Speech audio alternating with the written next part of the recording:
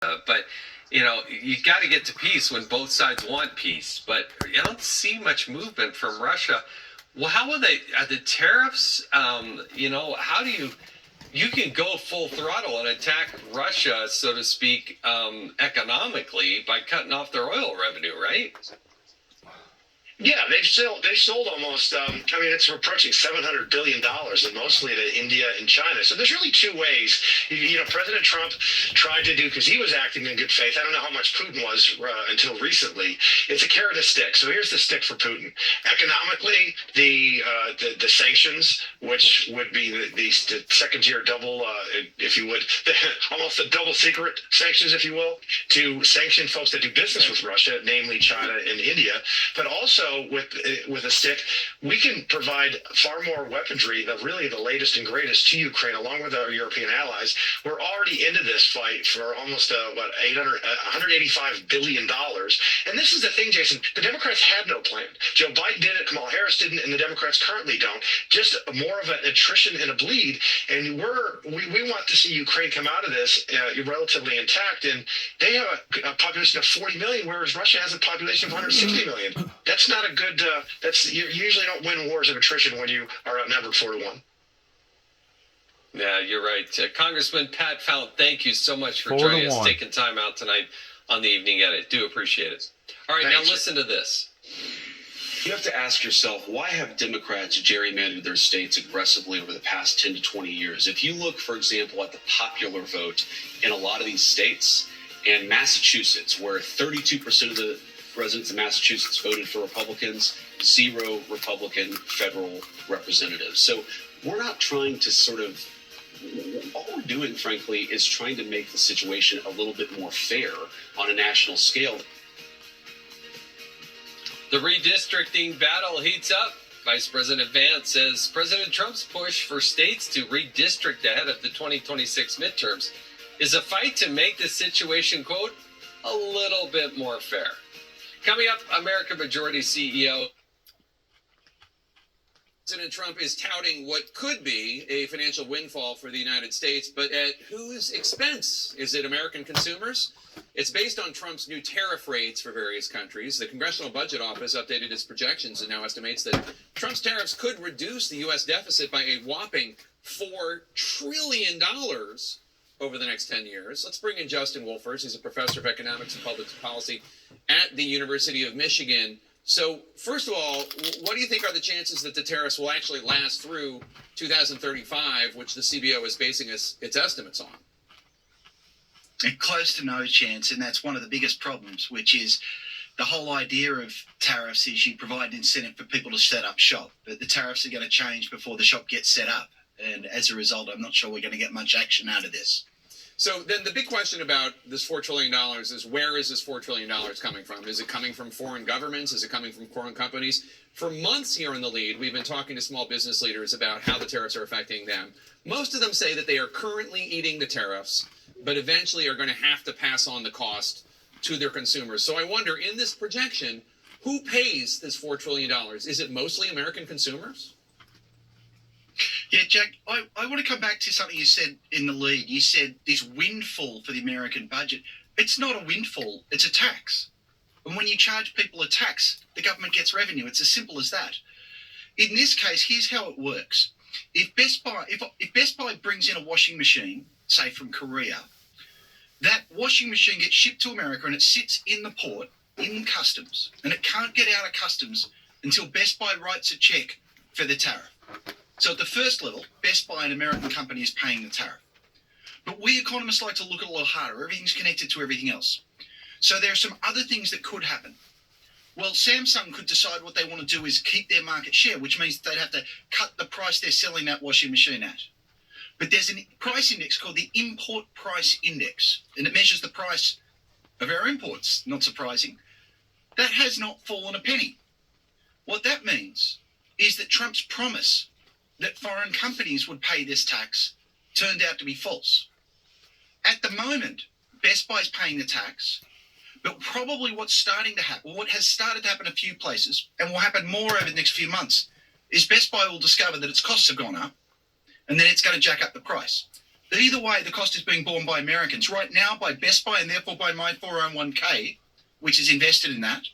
Later on, they'll jack up the price and it'll be American consumers. Simple point here, it's a tax on Americans being paid by Americans. Yeah, just to be clear, when I said windfall, I was saying that's what how President Trump is describing this.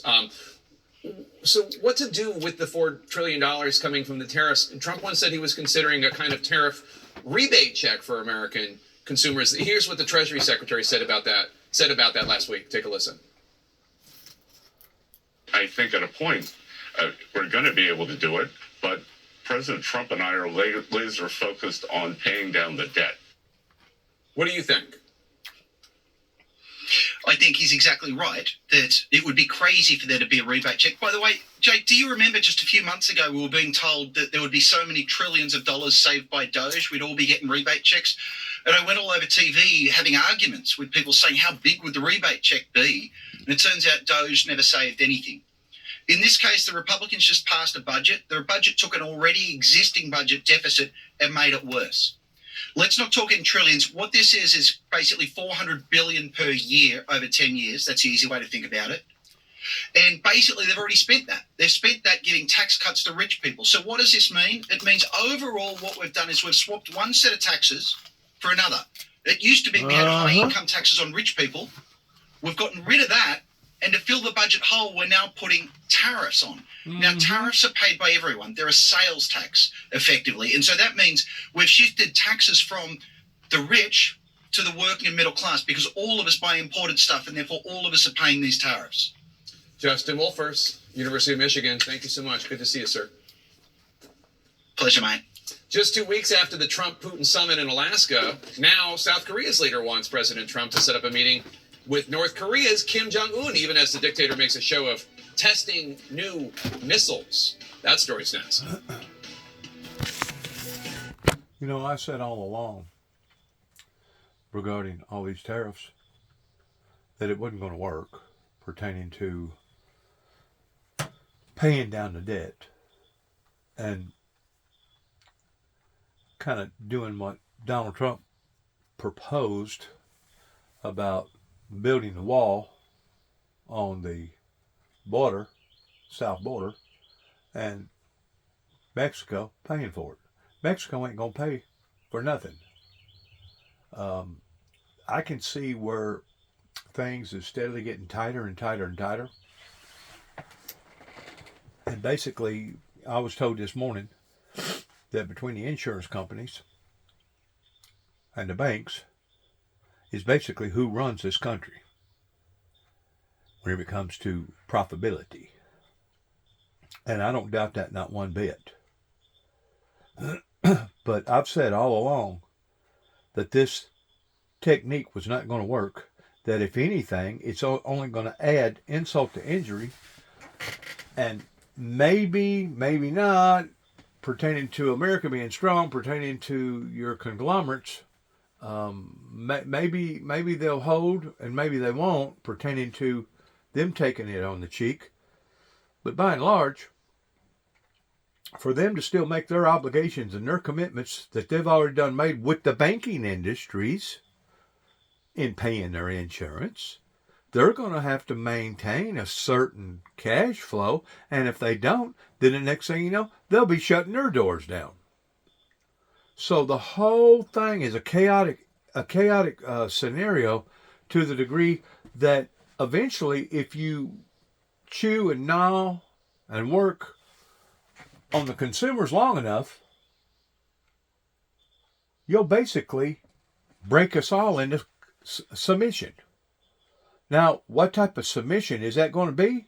Other than a poorhouse submission, I don't know. But we've seen this same type of song and dance in the early 70s. We've seen the same thing in the early 80s. We've seen the same thing in other periods of time, whenever big stuff would go on. And it's basically the rich controlling the poor. It's the hases versus the has-nots.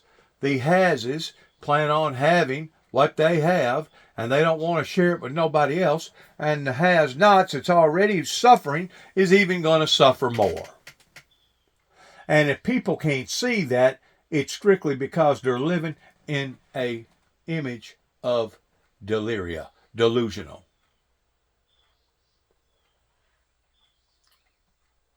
I think I've made mention of this before. If not, I'm going to go ahead and make mention of it again.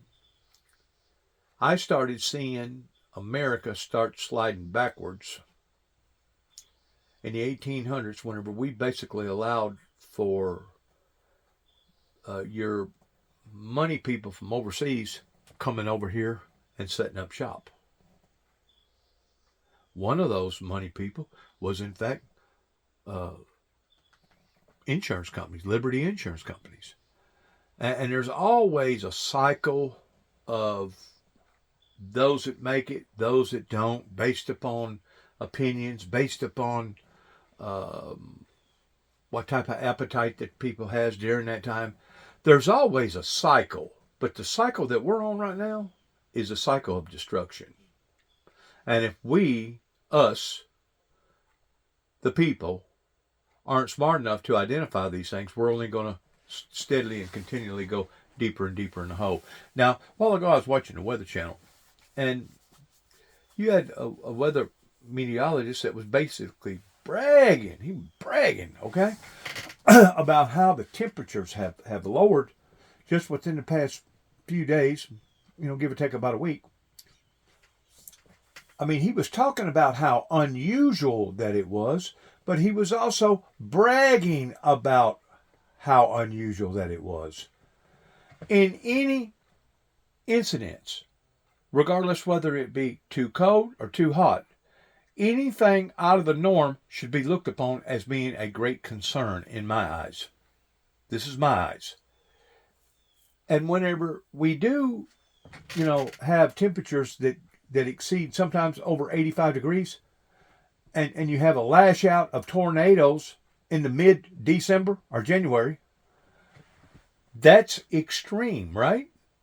But how come they can't see the bad things pertaining to summer months and all of a sudden cooling down and saying, well, that's bad too as well? Is it because it's based around our comfort zone? Or is it based around reality? Because whenever the imbalances occur, regardless whether it's entirely too cold or too hot, and we know that they're imbalances, either or should be looked upon, I believe, as being equal. Now, that's just my opinion. It didn't cost you nothing. But I'm just saying, they don't know how to read the signs. Just like some of the mammal life that beach themselves, whales that beach themselves, some of the mammal life that's been acting very peculiar and weird and odd and violent. They don't look at that a lot of times as in being signs. They look at it towards, well, we're going through a cycle or something. Are we really? Are we going through a cycle? Especially whenever you see thousands and thousands of fish and thousands of birds and thousands of all other things that's occurring right now. State and how it, they want answers to the very reasonable question, actually, which is how did Jeffrey Epstein evade justice for so long? And that has to do with the men and the money. We still don't know. Ghislaine Maxwell gave no satisfactory answer as to what it was that Jeffrey Epstein was actually paid hundreds of millions of dollars for by all these plutocrats.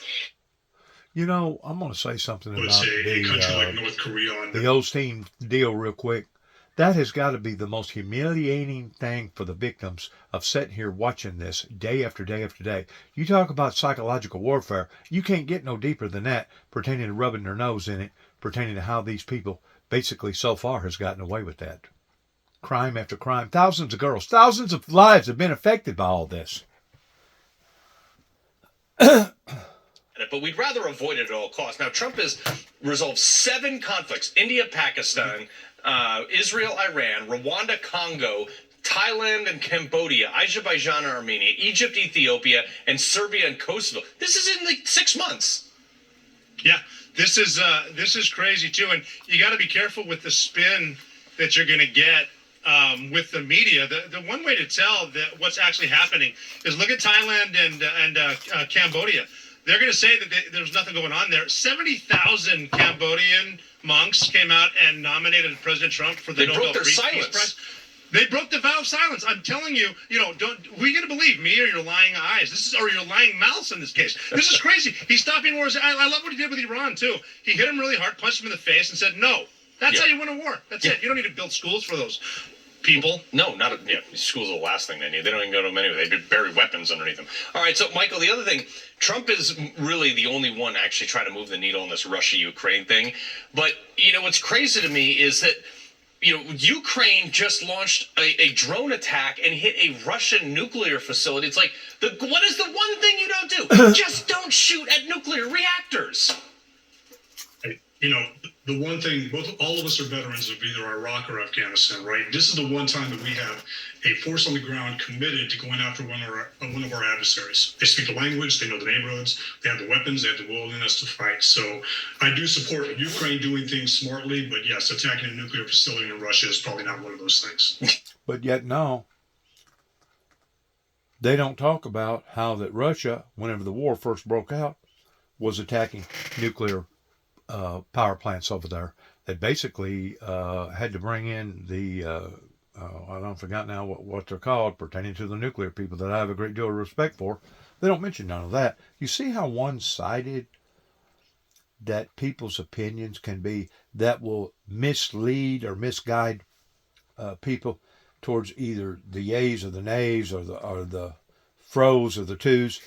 I mean, if you can't tell, if you can't set up on national TV and tell the whole truth, nothing but the truth, then in reality, you shouldn't be up there blabbing off a bunch of stuff being one-sided. I don't think it should. And like I said a while ago, pertaining to these transcripts that you keep talking about of this, I guess you'd call it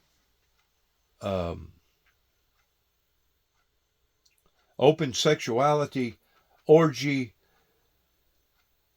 violating young girls' lives and ruining them. For the people that is the victims of all this, and they hear it on a day-to-day level, it's basically only driving them poor people into suicide.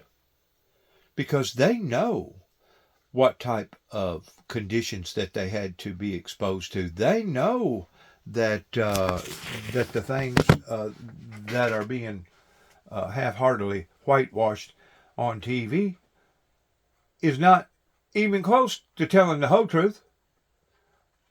Once more, it's not what you're looking at, but how that you're looking at it. And if you don't have good logical sense in being able to tell the whole truth versus only bits and pieces of the truth, well, then the odds are you're probably already lost to begin with, worse than a goose in the middle of a hailstorm. So that's the way I see it anyway. But to set for these meteorologists and to go over different events, regardless whether it be the abnormality of being too cool during this time of year, or the abnormality towards it being too hot during the period of December or January, how come they don't get it? They're up there bragging. And there's nothing to be bragging about the abnormalities that are happening to our planet right now. I'm talking about absolutely nothing. And to be quite honest with you, it's frightful.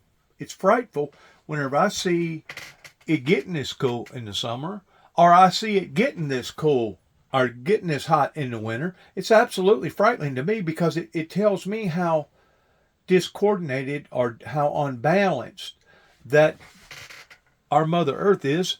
And if it's this unbalanced right now, can you only imagine the trajectory that we're on and how it's going to be like in another year or 2 years or 5 years? We may not even see 10 years. Not the rate that we're going right now. I mean, they had some sort of a big crack that they found just east of Florida. That's absolutely amazing.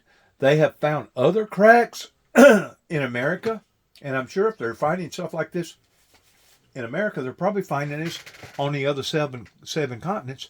The earth is basically cracking and crumbling right below our feet. And as we're steadily draining the oil out of the ground, it's the same type of scenario as draining air from a basketball. Well, if you drain enough air out of the basketball, what will the basketball start doing? It will start deflating, and the next thing you know, it will become bobbly or abnormal, and the next thing you know, there'll be a big sunk in place in it to the degree that there ain't no way to be able to bounce the unfilled up basketball. Well, it's the same way with planet Earth. If you continue to drain these liquids that are put there to help to reduce the heat from expanding from the core of the Earth, and you're steadily draining all that stuff, not only are you going to have an effect towards the oceans warming up, because that's the deepest part ordinarily to the core regarding the bottom floors, but you're also going to start seeing more massive earthquakes and these big cracks, gaping holes, and just every type of abnormality that you can think of that's going to be happening to Mother Earth. Well, in the meantime, while we're here on the Earth, you don't think it's going to affect us? Once more, people are delirious. They need to figure out what's really going on with Mother Earth pertaining to these oil mega gurus that has went in and done this to us. For your Hurricane HQ, we'll be tracking the latest with Ferdinand and those storms. What else could be happening, of course, with the Atlantic Basin, not only this week, but in the weeks ahead. Now, we'll talk more about as we approach the heart of the season, what will happen. Let's talk about what's happening right now in these areas like this. This is what was happening down south 20 years ago today. A monumental storm for America's history.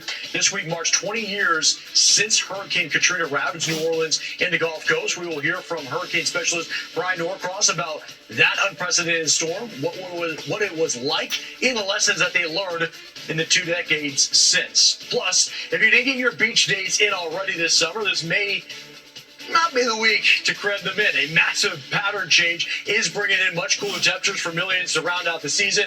We'll tell you who is staying hot and who's not in just a few moments. Let's get you caught up on everything that's happened today, what you can expect for the remainder of tonight, and what you can expect for the rest of the week. I want to take you out to the Great Lakes, where the water spout factory is turned on. This is Lorain, Ohio. Earlier in the day, there is Corey Gherkin's shot. He is out and about in areas like Ohio and on the southern side of Lake Erie, waiting for this type of setup. You'll see that was a thin needle, but there was part of that condensation funnel that got all the way to the ground and connected with the lake. Now, I just mentioned the Great Lake Factory is open, the water spout factory this time of year. That's what you expect. August and September, that's when you get the most of them, and then it starts to wane as we get into October. Why is that the case? Very warm water temperature, cold, dense air setting up over the lake that creates towering clouds. If you add a little bit of atmospheric spin, now you have some water spouts. Got two of them. There's the city of Lorain, like we saw with Corey's. Then we got one out of Brantnall. That's another area in the southern shores of Lake Erie. And then we go out towards Lake Ontario, just outside of Watertown, where they had a water spout. That's not the only active spot. Let's lock in on what's happening in areas like Oklahoma City, towards northern Arkansas, Washita, up towards the Ozarks. Right now, you'll see that the intensity is dissipating. How can I tell you that's happening? Well, the light green that ensues instead of the yellow and the orange. But this is the stripe that remains after the rain that has fallen through the second half of the day. Over 3 inches of rain just to the northwest of Oklahoma City. This is the beginning phases of what's happening as it hits the mountainous areas of the Washita and the Ozarks, about 2,200 feet in elevation. But let's show you the real Intermountain West, where the mountains actually climb 14,000 feet. You'll see plenty of instability. Broad counterclockwise rotation shows you the monsoon season is healthy. And with that comes the storm reports. We got 54 of them, and many of them coming in out of Colorado. You'll notice nestled in between that some landslide reports as well. But truly the active spot, not only today, but through the weekend, was down here in Florida, where you're looking at this kind of fire hose effect that continues to set up off the Gulf. Pepper I-70. See what this Weather Channel says. By the time we get maybe to Friday, we can catch a break here. But this is the amount of rain that's still to come. And I started off this segment showing you how much we've had in the last week. We're going to do that all over again, especially I-4 South, Alex. All right, well, thunderstorms, heavy rain got the weekend off to a rough start in Omaha on Monday, or Friday. I know what day it is. I'd like to issue a correction, by the way.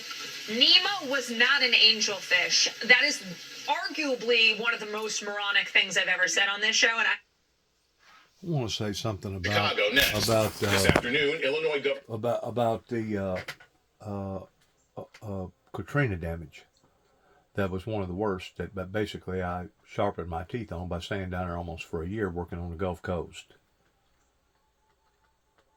Whenever you have a planet that continues to be ravaged either with these imbalances of either seeing entirely too much rain or entirely not enough rain, when you have a planet that is reeking because of these ravaging experiences that is happening to us and the people still are not awakening, well then guess what the next step will always be?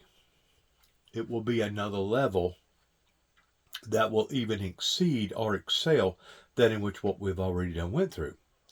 Now you may be saying, well, how in the world do you know that? And how can you prove that by the Bible? It's very simple.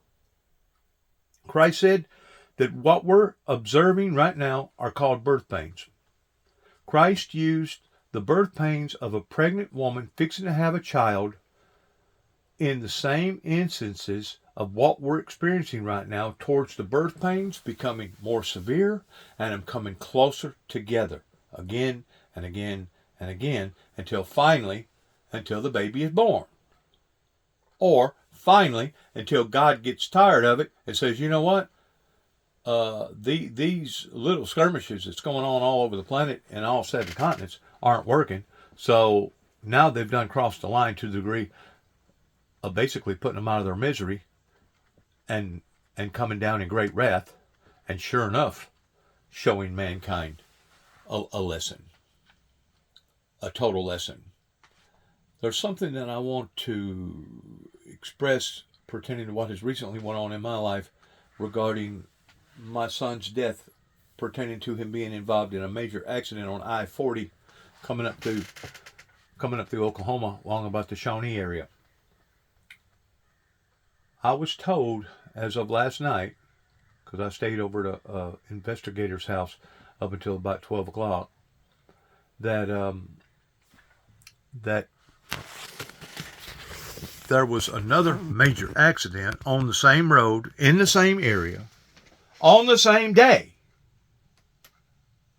My son had his accident around 5:30. That later on that night, there was a drunk that come up through there, and the next thing you know, there was 3 more fatalities on that same road, in that same area. In addition to the wrecks that had been going on prior to that.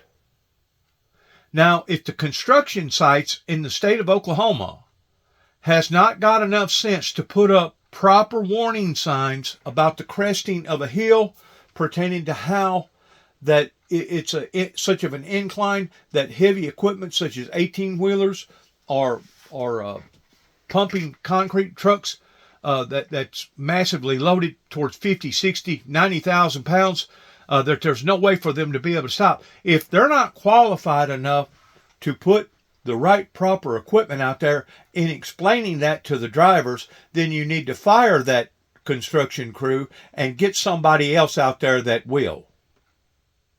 Because sometimes the lines that's backed up pertaining to a bottleneck can only be a quarter of a mile. Sometimes they can be a half a mile. Sometimes they can be a mile. And I have been in bottlenecks that went as far as 12, 15, maybe even 20 miles. If you don't have the proper lighting system to be able to put out advisories to the drivers, especially those that are driving this heavy equipment like that, you're just asking for citizens to die. You're asking for citizens to die. And it's really shameful that we live in a society here in America that usually whenever you have a cross intersection, that's considered to be extremely dangerous, and you've already had a few close scrapes there, pertaining to people maybe having just what you consider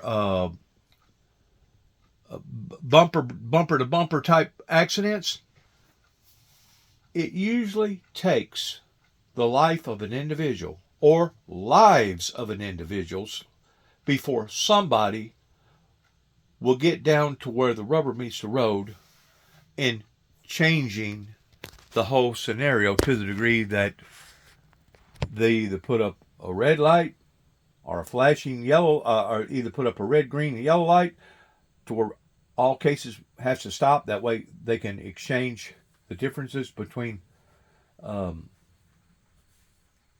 traffic, or at least put up a yellow blinking light, a caution light, and start reducing the speed in 5-mile-an-hour intervals. That way people can recognize that, hey, wow, you better watch out. This is a very, very, very sensitive area. I've seen areas. There's one right up here in Martin, pretty close to the hospital up here in Weakley County, where you go around a corner, and as you're going around a corner, you'll see a sign that says hidden driveway. Why do you think they put hidden driveway of going around a corner and going kind of partially down a hill or up a hill, whichever way it is? Why do you think they do that? You think they do that because there actually is a hidden driveway? Well, that's part of it. They're actually telling the motorist, there's a hidden driveway here. We're warning you ahead of time. Be extra careful in this area, because if you don't watch, somebody's liable to pull out in front of you and you don't have enough time to brake and stop. That's why they put advisory signs and warning signs out, so that people can pay attention to them. But if you don't put the signs out, if you do not put the signs out, guess what's going to happen? You're going to have a depletion of population control. And I tend to wonder if maybe the whole nation, or maybe even the whole world, has become inundated with this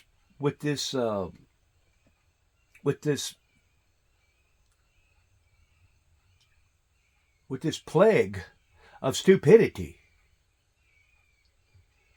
to the degree that even my son said before he got killed last week that basically the only thing that you can find today is substandard labor versus good labor. Now, I don't know if COVID has done this. I don't know if the stimulus checks over here in America has done this. I don't know if it's because people has walked away from their true identity with the Father, the Son, and the Holy Spirit has done this, or if it's just stupidity that has done this. Either or, it is happening.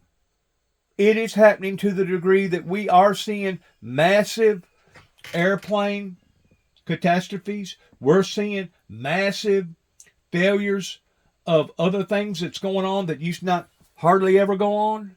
And my friends, if we don't get a toehold on this, and get a toehold on it fairly quickly, I'm just afraid that once God the Father sees all our pain and suffering, a lot of people say, well, the reason why God destroyed the world was because of sin pertaining to the old world during the Great Flood. Well, that's only part of it. That's only part of it. You know what the other part was? The merciful God looked down upon the mankind and realized what type of misery that we had brought upon to ourselves. And if the truth be known, actually done humanity a favor by taking them out of their misery, by bringing forth such of a catastrophe pertaining to a great flood.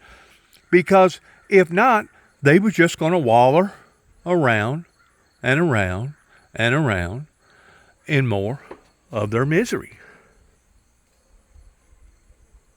There has to be a time of reconciliation.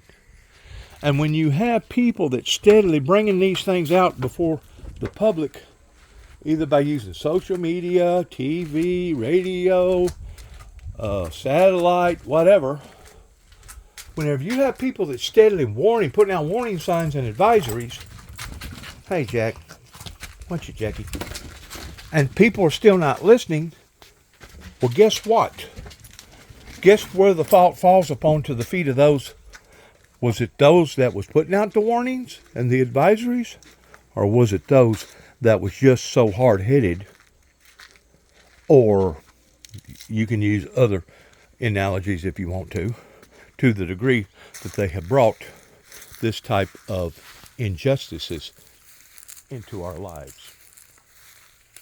Whenever my friend told me last night, like I said, I stayed over to his house.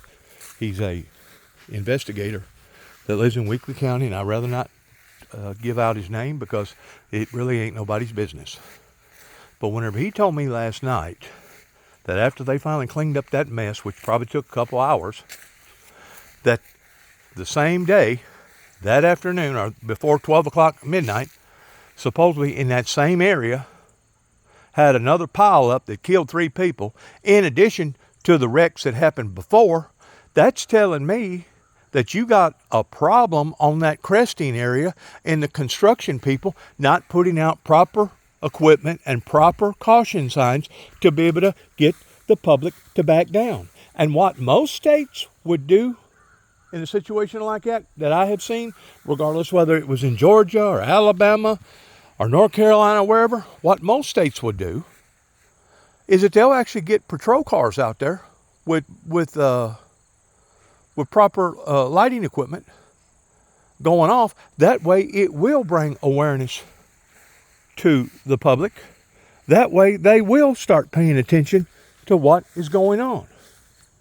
Now, if the yellow lights that's either blinking or going around and around in circles, if the yellow lights aren't doing it, maybe they need to change the format either of the light and go to a different color, or maybe they need to use a different tool in being able to project whatever light that they need to project.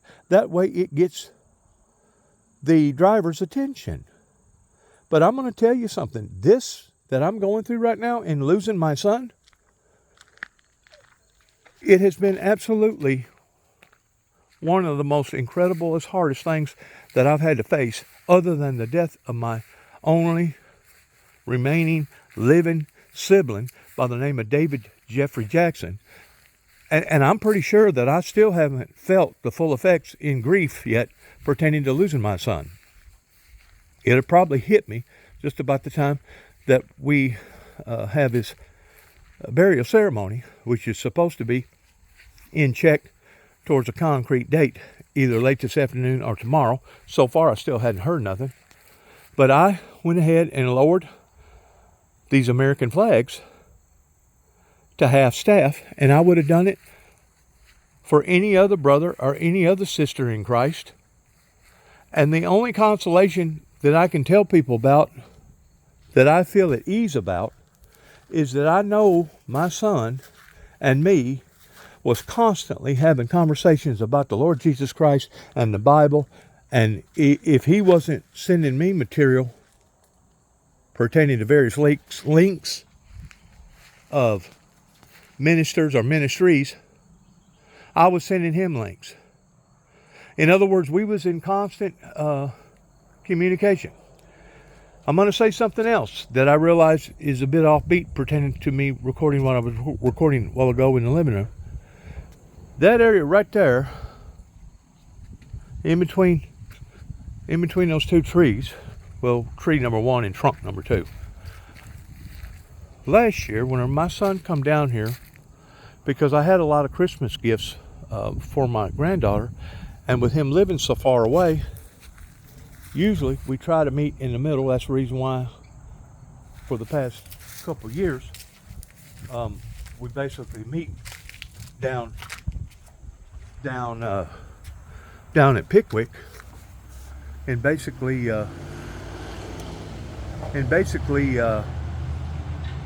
meeting down there around Memorial Day. That way we can not only celebrate Memorial Day down there, but we can also celebrate my granddaughter's birthday. Well, that's a big help to me. That way I don't have to drive another let's say 75 miles to get down there where they live in Huntsville, Alabama. But last year, whenever he come, he stayed all night. Him and the granddaughter did. I got acquainted with her more so. The following next day, whenever my son left, he come back. He come back, and he, whenever I seen him, he stopped his truck right there. Right there. And he said, Dad, I forgot something. I go, okay. I walk over there. He said, I want to surrender my rosary to you. My Catholic rosary.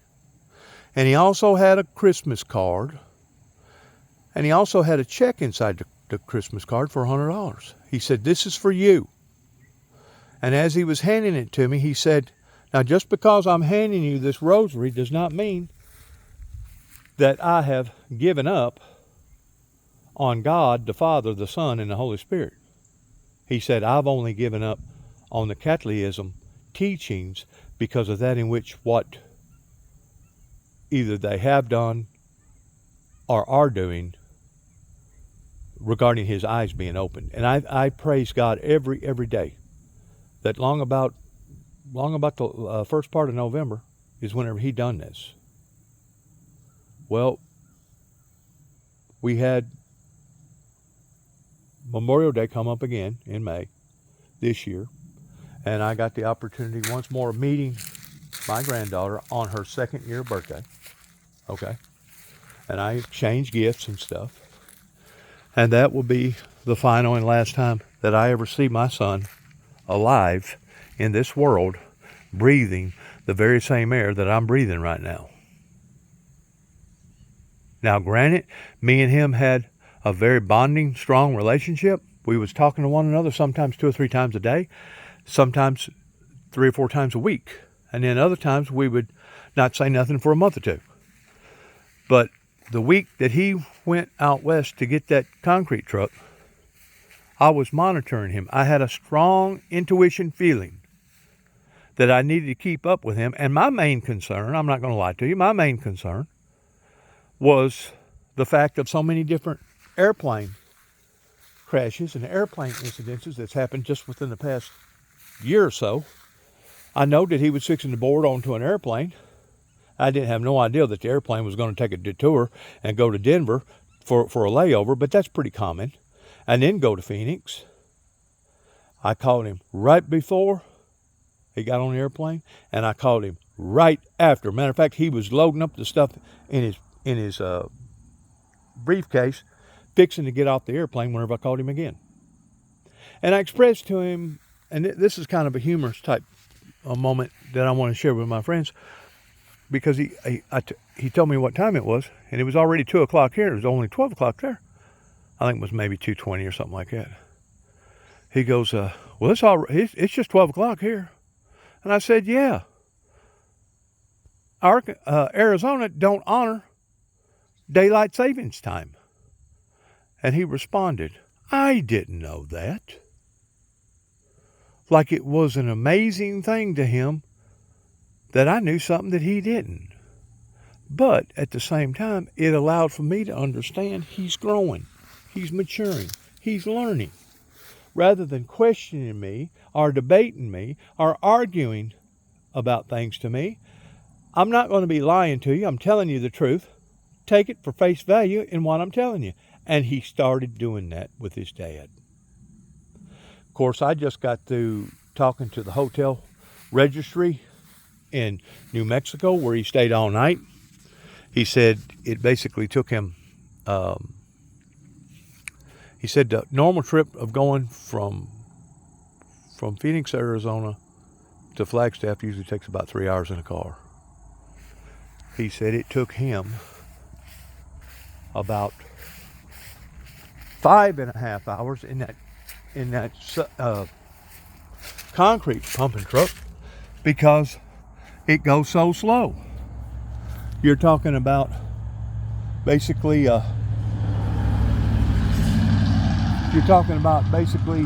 55,000 pounds going down the road that my son said the fastest that it could go downhill was 65 miles an hour. He said it maintained a good speed, somewhere around 50, 52, maybe 55 mile an hour. And that it was using at the time 2.5 gallons of fuel per. It was unbelievable to think that anything could do that, but it was just guzzling down the gas. Well, whenever you got that kind of weight, you're going to be guzzling down the gas. You're going to be guzzling down the gas. 2.5 miles a gallon, that's guzzling down the gas. But you're also moving 55,000 pounds up and down the road. And them concrete trucks, in reality, the one especially that my son had that didn't have a front end to it, it just basically got a straight nose. It's probably some of the most dangerous pieces of equipment out there, especially to be traveling up and down on an interstate, because if you do get engaged in an accident, whenever people call them widowmakers, that's just exactly what they are. At least if he was in a concrete truck that had a hood on it and the frame horns that went out beyond the wheels and it had a motor in it, at least he would have had all that to have helped to give away to the blow, rather than it slamming right up into his face and basically taking the front of the cab of that concrete truck and concording it all the way to the back of the cab. And of course, I don't have to tell you that his death was instantaneously. At least, if there's any silver lining to any of this, he didn't have to suffer. I just imagine whenever he hit a regular pickup truck, according to the trooper, it knocked that off the road like it was a toy. But the next thing that he hit was an 18-wheeler sitting there. Once more, the traffic had backed up and it was at a standstill. I think he said the left side was creeping just a little bit. But whenever he hit the back end of that tractor trailer, loaded down, that was it. That was it for Mr. Nicholas James Jackson. I just imagine he's seen it coming. I can imagine it in my mind in slow motion. But I just also imagine that just because he's seen it coming only gave him a split second to know what was fixing to happen, and then everything beyond that, it went lights out. In other words, he didn't even feel the pain that his body went through, because it basically probably broke every bone in his body. Now, right now, we got his body coming back from Oklahoma, being flown down this way, making a determination at the funeral parlor of whether or not we can even have an open casket on Nicholas James Jackson. Hopefully we can, because according to the state trooper, I think everything was intact from the neck up, but everything from the neck down was basically broken to smithereens. Nothing but a mush. According to my cousin Jim Boy that used to work for the mortuary department up in Chicago, until one of the stiffs decided to set up and scared him to the point that he run out of the building. I don't think he never did even get paid or go back and get his money. According to Jim Boy, they can do remarkable things with a body. He said in some cases they may actually put PVC pipe in the clothes to make it look like that the body is normal, as long as the face and the head is in pretty good shape. So hopefully there will be an open casket, and hopefully I'll either know either late this afternoon, which I kind of doubt it'll be late this afternoon because it's already past 5 o'clock here. But hopefully I can find out something tomorrow regarding a certain concrete time of whenever the service is going to be in Memphis. And then after the service is over in Memphis, they're supposed to have the coroner up here in Greenfield, Tennessee, transport the body with the hearse from Memphis, Tennessee, over to Weakley County, Tennessee, and he's going to be buried on the other side of Greenfield going towards Dresden at that cemetery over there. I wanted to share this with my viewers because in today, the digitalized technology that we live in, I basically backtracked where he sent me that link that he was staying at in that hotel. And they was good enough, after me calling New Mexico and me explaining to them who I was in detail, who my son was in detail, they said that they had excellent cameras in there, and they took various live shots as my son was either coming in to register himself to the hotel or even as he was checking out, and even sent me another one pertaining to the big concrete truck that was leaving the premises that morning, going to be back on the road. That's remarkable to me because it helps bring closure to an individual that I so desperately loved. And to think that we live in a society today that where you can basically track the last steps of your people that you love, right down to what store that they was at whenever they was purchasing what they was purchasing, or what hotel that they was staying at the night before, and getting live shots from this digital era time that we're living in. So I just want to say thank you for your prayers. Thank you for your concerns pertaining to my son's death. And I'm not going to lie to you. I had become lax to the degree that I was almost, I'm not going to use the word given up, but I had become lax in my faith as far as staying in the grassy road towards praying, meditating upon to the Lord, towards reading the scriptures, and really becoming 100% dedicated. I had backed off my dedication because of all the suffering that's went on in my life at the age of 63, and the fact that I still haven't got any type of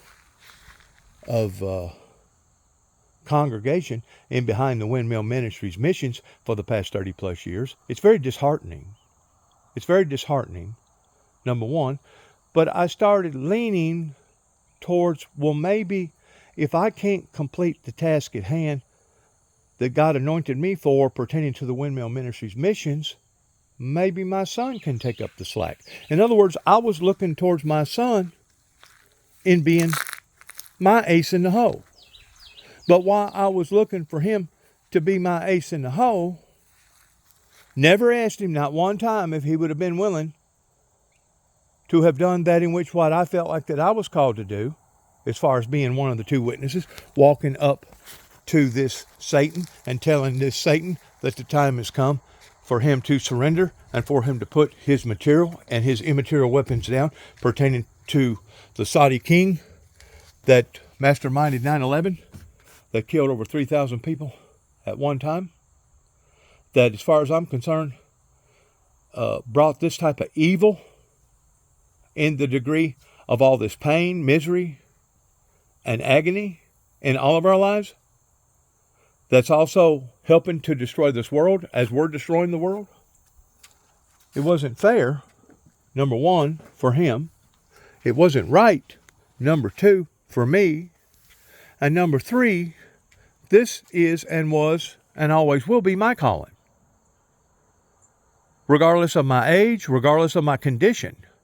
This has been a burden that has been placed upon to my life regarding the grassy row that I'm supposed to hoe. In other words, this is the burden of my personal cross that the Father, the Son, and the Holy Spirit has given unto me. And whenever my son died a few nights ago, I was having a talk with God to the degree of saying, well, God, how come? Why? Why him? He just got through having a young girl at the age of 2.5 years old now. Why him and not me? How come you didn't take me?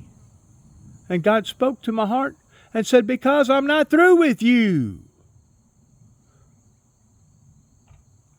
You see, each individual's calling is different.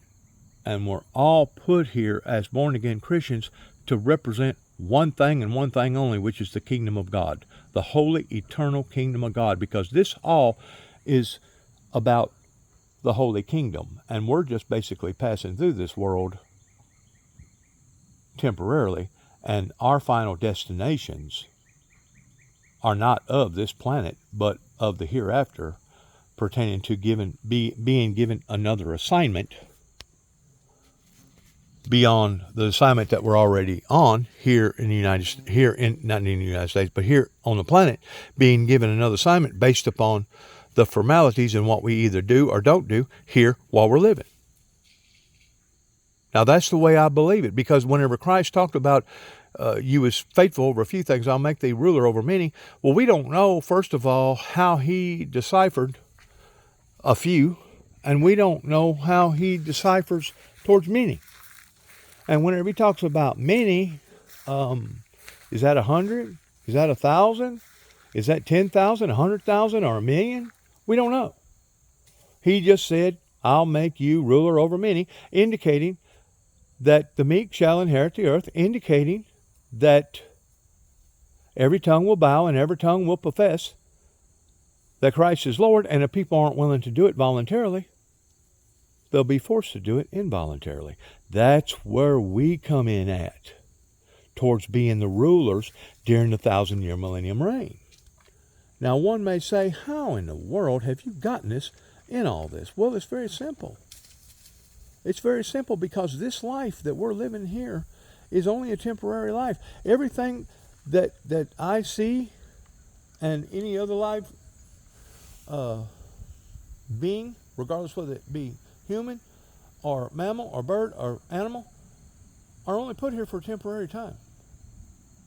Are only put here for a temporary time, and if the truth be known, the supernatural reality is a whole lot more realer than our reality, because one day everything will cease to exist that we lay our eyes on, regardless whether it be a tree, a house, or even ourselves. We're only put here for a certain length of time. So these, I want to say this, these delay tactics that various people have played in allowing for things to get this far out of hand, hoping that eventually that I would just give up, or hoping that eventually that I really wasn't truly 100% sincere in the things that I had started, going all the way back 30 plus years ago, actually 40 years ago, whenever I first made a telephone call to the White House about me being the one to meet the Antichrist, hasn't worked. And until you're willing to accept that and then act upon that, we're only going to steadily continue to be like a dog chasing after its tail, that yes, it's moving, but it ain't going nowhere. It ain't going nowhere. Well, this ace in the hole that I was banking on, pertaining to my son, has not only been taken from me, but it's been taken from all the other well-wishers that thought, well, if we wear old Mr. Jackson out, old Juby out, that'll be fine, because his son will pick up where he left off. Well, I got news for you. First of all, God already foreseen through this. Okay? Now, whenever this occurred in my life in 1988 with Ronald Reagan, whenever the 9 cassette tapes went to the White House, they prepared themselves, but they prepared themselves in the wrong way here in America. How did they prepare themselves? Well, they knew that these people was going to have these type of powers that God was going to give them. And instead of them welcoming the founder of the Windmill Ministries missions into their lives, they despised him. Not only did they despise him, but they went out here and they started getting a whole lot of sprinkling systems that they call irrigation systems, preparing for the inedible. Well, you can prepare for the inedible as long as you prepare right. And what has happened in the past 30 plus years has not been the proper preparedness. And if you don't think that people can see through this, you're absolutely crazy. Because we can. And like I said, those in hopes that there was going to be somebody to take my spot, I wouldn't wish it upon nobody. That's the reason why I never appointed. I never assigned. I never told my son, you're going to have to pick up where I left off as far as going up to Satan and telling Satan the time has come for him to surrender and for him to put his material and immaterial weapons down. You know why I never appointed him that appointment? Because I'm still breathing, I'm still walking, I'm still talking, and I'm still above the ground, and I still have the same convictions today as what I had in the beginning phases of all this whenever a telephone call was made to the White House in 1983. Now, for all the delay tactics out there that want to think that, well, eventually he'll just die and go away, or eventually we'll wear him down, or eventually he'll go back into the bars and he'll start living that type of sinful life. Well, if you haven't gotten a message by now, after this many years has went by, you're obviously either a fool, okay, or you're some sort of a delirious, wishful thinker and thinking in one hand and poo-pooing in the other. And I promise you, whenever, at the end of the day, do you know which one's going to be filled up the quickest? I just imagine it's going to be the one that you're poo-pooing in. Because basically you have crapped on yourselves and now you have fallen in it. So this how do I need to explain this? This safety feature that not only I was beginning to rely upon by not being 100%, but maybe 90 or even 85% in staying prayed up, packed up, and ready to go up, has not only affected my family and my personal family's life pertaining to my Christian family regarding the Windmill Ministries missions, but it has now affected you, Tommy Moore. It has now affected you, all these corrupt judges and DA officers and probation officers and judges and law enforcement agencies that wanted to play and prey on society rather than trying to reform it. And of course, the main fault falls upon to the feet of those that know better pertaining to the ministers and behind the pulpits that did not stay in the grassy row, that has allowed for this to get in this shape to begin with. Now, I'm not trying to push off all the accountability and responsibility off on one particular minister, or 10, or 110, or 1,010, or 1,000,010. Because this has been a group-oriented thing that has put us where we are right now. But the bottom line is this: to whom much is given, much is required. And there's more required out of the ministry life than it is the political life. Now, there's no doubt the political life still has responsibilities too. But whenever it comes to the teachings of the righteousness of God pertaining to the ministry, that's the main thing that has brought us to where we are right now, which is perilous times, and seeing what we're seeing on levels that has become absolutely unimaginable to me. Now, we can continue to keep ignoring this individual that's making this video right now. We can continue to keep ignoring him and acting like, well, this guy's just a religious nut. He's a fanatic, and eventually he'll either die, go away, or he'll give up. Well, I don't plan on doing neither. Now, if it's God's will to take me out, that'll be up to God. As of right now, I got a son to bury, and I'm going to bury him. And then I'm going to get back in that grassy row and start hopefully producing that 100% again, like I should have been doing all along, because you know why? First of all, that's what is required out of all of us. And second of all, I don't no longer have that safety feature in my life, because it's not like that I had 2 sons or 3. It's not like that I even had a daughter to go along with the son. This has been my only child that come into the world in 1979 that has now been taken from me. And I said taken. And the reason why I say taken is because Satan come down in great wrath because he knoweth his time is short. And there's Satan the one that's out to kill, steal, and destroy. And in less than a week, from the very day that I'm standing in this yard right now, there was a massive amount of hoolie owls. I don't know if my neighbor heard it or not. They was all over in that area across the road. And they was also back over here hooting. And I started praying because I know that according to the demonic world, they're messengers. And I know that they can bring a really bad message. Once more, you got to pay attention to the signs. You got to pay attention to stuff that's going on around you, because I'm going to tell you something. Right before my brother died and going to work, and his boss man telling him to go home or go to the hospital, he chose to come home. About a week before he died, and I know this is going to sound weird or odd, or even people's going to say I'm lying, but I promise you, God strike me down right now while I'm holding this phone making this video. I'm not lying. All of a sudden, one night, I'm hearing my brother get out here with a shotgun and go to shooting in the middle of the night, 3 or 4 times rapidly.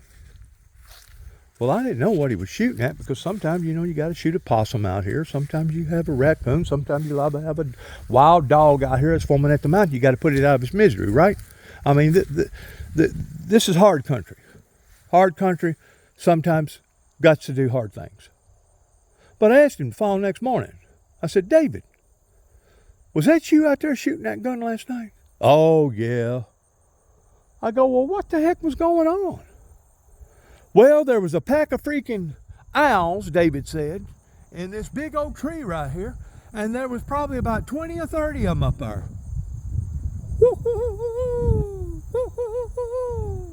And he said, I know what kind of messengers they are, and I wasn't going to put up with it.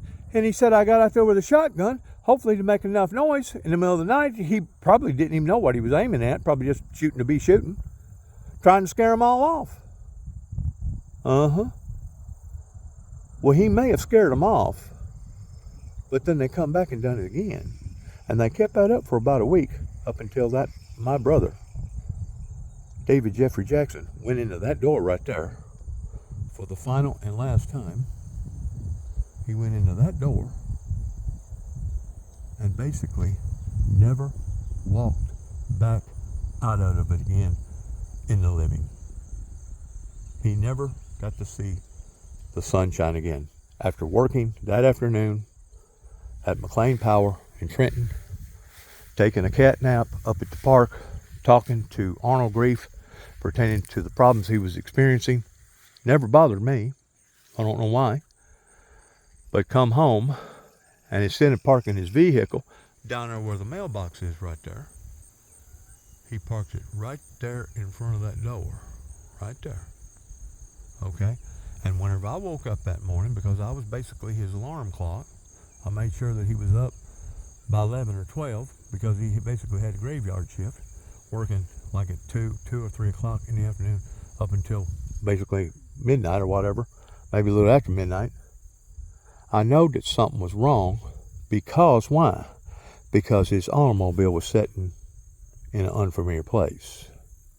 Just like I knew something was wrong whenever I picked up my phone the day that my son died. And I noticed that he tried to contact me at 5 o'clock. This was after he got off the telephone with his bosses in Alabama at 4:30. He wound up being engaged in an accident at 5:30. And while I was out here cleaning up and doing things, I didn't hear the phone. So after I did notice that I'd missed a telephone call, which was long about 8 o'clock, it started getting dark. I was busy out here. It may have been purposely that the phone didn't go off. It may have been a reason why that God didn't want me talking to him. It may have been. And don't think for a second that the supernatural can't stop a call from either coming or going, because he can. But that's just it. It was already in the cards of what was going to play out that afternoon against my will, regardless whether I liked it, supported it, loved it, hated it, or whatever. And I feel quite confident that every time it comes an event in my life, my personal life, towards a trial or tribulation, as far as going through the valley. It is a test.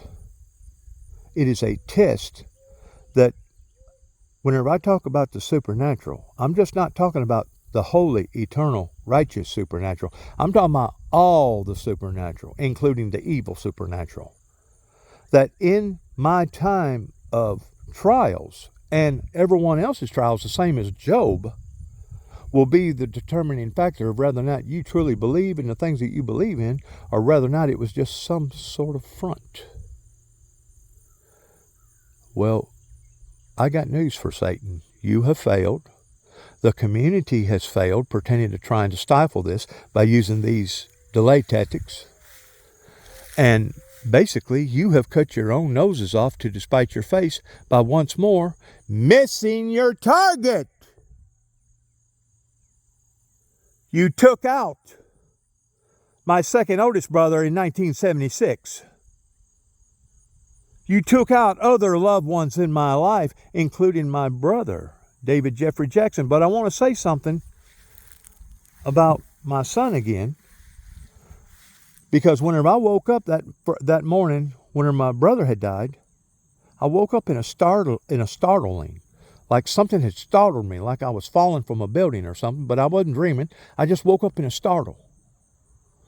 And it basically shocked me to the degree, well, what the heck was all that about? Well, I found out about an hour and a half later what it was about. That was David's spirit trying to awaken me by telling me, hey, buddy, I'm on my way out. Kind of like whenever my second oldest brother died, I felt his spirit come and visit me while I was in Sharon School, that went through the hallway just at the exact same time that the motorcycle accident happened in Cydonia. Like I said, you may say that I'm crazy, and that's fine. That's fine. Or whatever. But I'm telling you right now that animal right there, that dog right there, first of all, whenever I tried to call 3 different times on the personal phone and 3 other times on the business phone, I realized that he didn't get no answer. I immediately said, oh no, what's going on here? Well, there's always a possibility that he could have been in a dead spot. And I'm pretty sure that, people now are constantly looking at their phones. And if you had a missed call, odds are, if it's an important person or the right person, you'll try to contact them back because you had a missed call, right? He never called me back. He never attempted to call me back. By 8 o'clock, his heart had already stopped beating, and he was already pronounced as being dead on arrival. Well, it took a while for the Oklahoma State Trooper people to get the information from my son's body to go to Alabama, where his wife was living, and knock on her door. I don't know if it was 11 o'clock. I don't know if it was 8 o'clock. I don't know if it was 12 o'clock. I don't know. I just know that animal right there went absolutely berserk long about 1 o'clock. And I thought, because you don't really know, I mean, we can sense things, but we're not mind readers. I kind of thought, well, maybe he just needs to go pee-pee. So I put on my trousers and put on my shoes, take him out to pee, in which he did go pee. But I noticed also whenever he peed, he only peed for a very short length of time, and something else told me, you didn't have to pee that bad, did you, buddy? Because you can usually tell whenever somebody pees, whether or not they pee for a short period of time or a long period of time, whether or not they had to badly pee, or whether or not they just felt the urge to want to pee. You can pee just a little, or you can pee a lot. Well, at that particular night, he only peed a little. But his behavior was radical. Absolutely radical. Well, keep in mind that I had that feeling so much that I don't hardly ever take my phone and take it to my bedroom. This particular night, I not only took it to my bedroom, but I set it right on my sheets on my bed, where it would be laying right beside my pillow. That way, if it did ring, I would be sure to catch it on the first ring. It never rang, pertaining to my son calling me. Now, I'm telling you how quick things can change just in a twinkling of an eye. I rode and I tumbled all night long.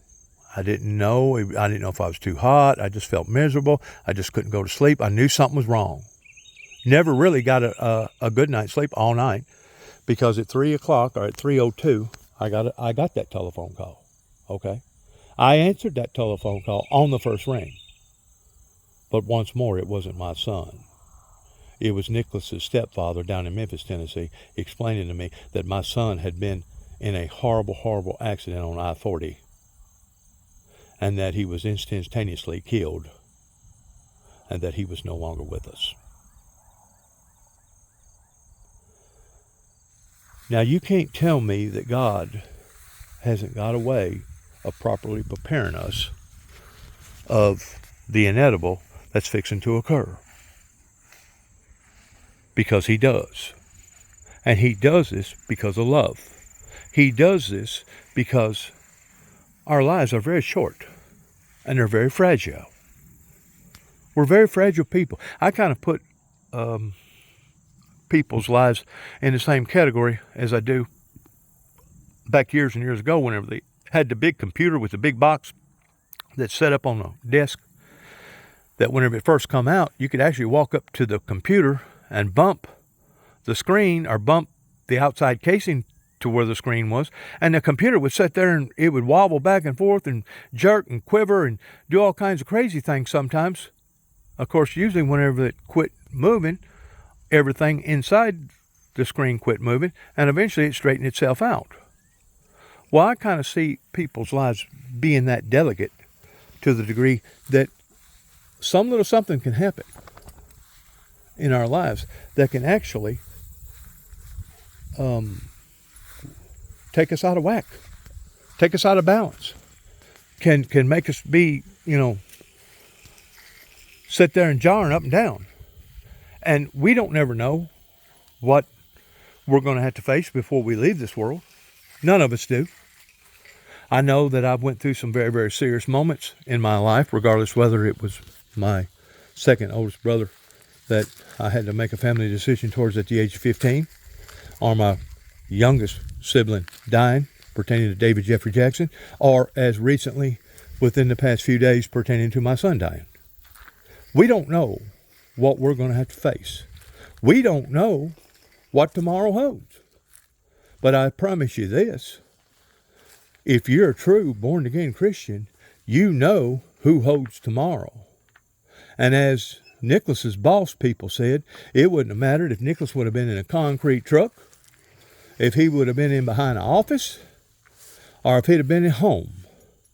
If the good Lord calls you home, you're going. Now, you can try to prevent it like David by getting out there with a shotgun in the middle of the night and shooting up into the tree and thinking, well, if I scare these owls away, I'll scare what's fixing to happen to me, or I'll scare the messengers away that's telling me they're coming for my soul. But you see, even though Brother David did dislodge the owls from the tree, the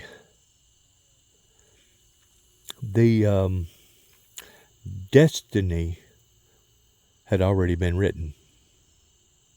Now, we would like to believe or think that, we're basically invincible and that we're in control of everything. We're in control of all things. Something goes wrong, we can fix it. Something we don't like, we can exchange it for something else. We live in a throwaway society, and we can take it upon ourselves towards being our own chief and commander in doing what we please. But I promise you, just as this grass has turned brown just within the past 2.5, 3 weeks, because whenever the water dried up pertaining to the rains, it was just like that.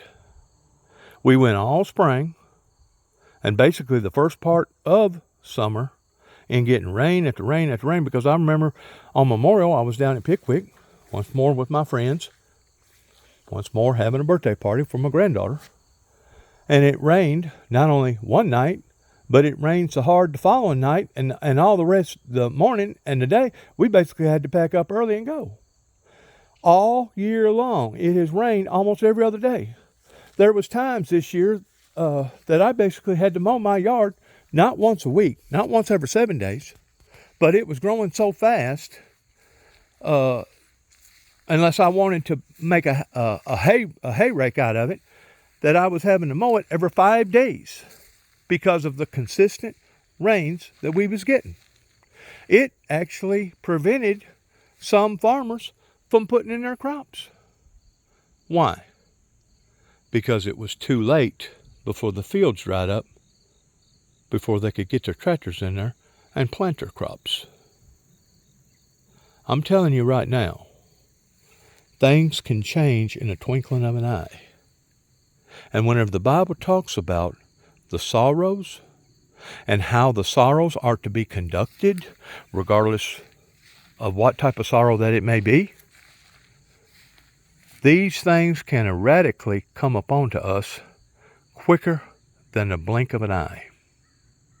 And friends, if you do not have a true 100% authentic relationship with Christ, you'll never make it. That's the reason why the Bible teaches us and says, pray that you're worthy. You hear that word, worthy? Pray that you're worthy to either escape the things that will be falling upon to the planet, or pray that you can endure them. Well, did you not notice that it said what's coming upon to the planet, indicating that you can't stop it. You can't prevent it. You can't even enhance it. The only thing you can do is grin and bear it, because it expresses very clearly these things will be coming upon to the earth, regardless whether you like it or not, and that men's hearts will literally fail for fear of things coming upon to the planet. Fear. Well, does that not express heart attacks? Men's hearts failing? And I'm pretty sure whenever it's talking in the verse of men's hearts failing, it's not just talking about men in general, it's talking about mankind. Now listen to me, and listen to me good. I have seen such of the most unordinary imbalances in my life at the age of 64 that I think that I've ever witnessed, regardless whether it was too much of this or not enough of that. And we're going to continue to see these things until somebody decides to truly pray to the throne room of God and ask the Father to heal our great nation, and for us as individuals to turn from our wicked ways. Now you can say whatever that you want to say about my second oldest brother at the age of 14 in 1976 that was involved in a motorcycle accident. You can say whatever you want to say about my youngest sibling, David Jeffrey Jackson, that went to work and come back home and never got to see the sunshine. You can say whatever that you want to say pertaining to the recent deaths that's happened in my family, pertaining to my only biological son, my only child. But I'm telling you right now, whenever it comes to the exchanges of things changing in a twinkling of an eye, I don't think I've ever seen it quite this radical before. Regardless whether it's coming in the form of the weather, coming in the form of our laws pertaining to our politics, coming in the form of people's opinions and attitudes, or the exchange of currency, or the opportunities of financial prosperity and opportunities. I don't think that I've ever seen, matter of fact, I know I haven't never seen the world be this unbalanced as what it is today. My prayer is for all people, of all colors, of all places, of all cultures, of all generations, that they will hear my prayer, and that they will hear the things that I'm talking about right now on this particular video recording, this link, and that they will turn before it is too late. Because I promise you, no matter who you are, what you are, where you're from. Everything is set in stone. In other words, what is to be will be, and if it wasn't meant to be, it won't be. Just like Nicholas's boss has said, it wouldn't have mattered at that point in time if he was in behind the wheel of a concrete pumping truck going down I-40 along about Shawnee, in the Shawnee region, coming out of Oklahoma, coming back towards Tennessee, or if he'd have been in behind a desk. Whenever the good Lord basically lifts that hedge of protection around you, and it's time for Lucifer to do his job, out to kill, steal, and destroy, for he is the author of confusion, as Christ said that he was a liar and a murderer from the beginning. Basically, God will say, sick 'em. It's time. Take them out in the body because of various reasons. It might be because maybe a person, if they would have continued living, maybe they'd have lost their salvation in some form or fashion. But then again, it may just be because God realizes, hey, you have met your destiny pertaining to your assignment down here, and because of it, now I'm going to position you in the supernatural world of another assignment towards ruling them, ruling many, as Christ said. Just exactly how Christ said that he would say, enter into the joy of the Lord, for you've been faithful over a few things, I will make thee ruler over many. I know for a fact that my son and his soul right now is in heaven. The body that at one time he lived in, that's just an empty hull now. But Nicholas no longer resides in earth or even on earth, but he resides in the supernatural pertaining to the heavens above us. And like I said, whenever I first started this, I realized a lot of people are going to snigger, they're going to laugh, they're going to make fun, they're going to be disheartened, they're going to be cold-hearted, they're going to try to be skeptics in every way that they can think of. And of course, proof is in the pudding. I had a neighbor down the road this way, I had a neighbor down the road that way, a real actual neighbor within 3 football fields one way and a football field the other. Call me up and let me know if there was anything that I needed. Please let them know. But as far as the rest of my neighbors, the neighbors down this way, the neighbors going back towards Kenton, Tennessee, the neighbors going back towards Sharon, Tennessee, the neighbors going back towards Union City, Tennessee, or the neighbors going back towards Martin, Tennessee, or the neighbors going back towards Milan, Tennessee, or the neighbors going back towards Dyersburg, Tennessee, or Humboldt, Tennessee, I have not heard not one itty-bitty sound. It is unanimous in the way that various people have shunned me, degraded me, demoralized me. So at this moment on, no matter what may come, you have brought it upon to yourselves. Now, I do want to say one other thing for the record.